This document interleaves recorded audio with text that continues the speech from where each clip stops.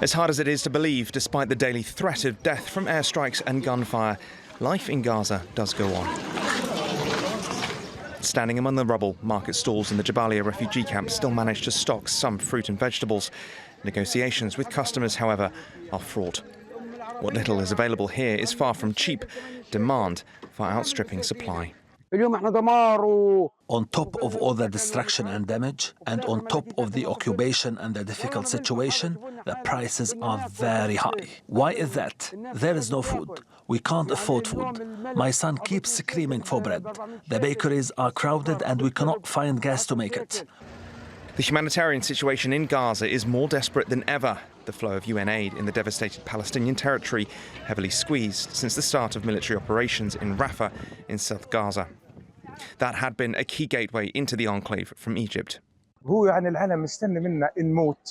Is the world waiting for us to die? Are they waiting to see us all dead, including our children?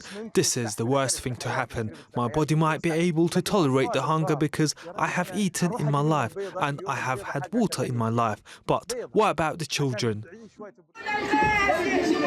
According to the charity Save the Children, more than 1 million young people in Gaza are at risk of starvation. Many have already died from malnutrition and disease. As of last month, the United Nations estimated that over 14,500 children have been killed in the conflict since October the 7th. Gaza's government on Wednesday said another 3,500 are at immediate risk of death without more aid. Since the morning, we have been waiting for the charity food. We don't know what to eat. We do not make food or anything. We depend on the cooked bulgur they give us. Israel has come under mounting global pressure to allow more humanitarian access into Gaza.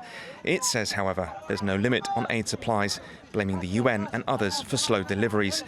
Unless something changes immediately, thousands of Gaza's children may not survive much longer. Flynn, TRT World.